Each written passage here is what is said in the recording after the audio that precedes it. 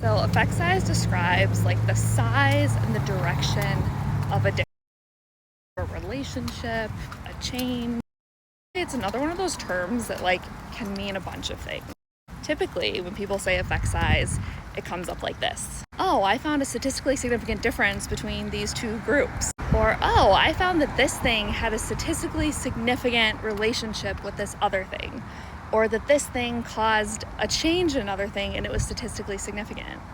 Or like, I don't care if it was statistically significant, which is a lie because they do, but they're like, what is the size? Because something could be statistically significant and like a really tiny difference or change. Or it can be statistically significant and like a big difference or change. And so that's why people ask about effect size.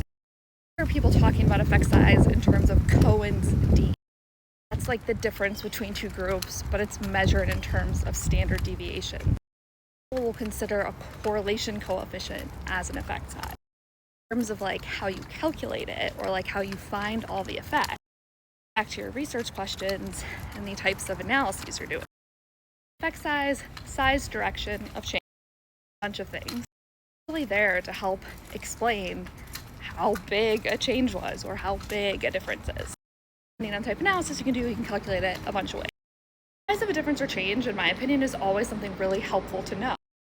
Not always statistically significant, and you still might want to talk about how big the change is. And that change, that effect size, that difference could be meaningful to you regardless of its statistical significance.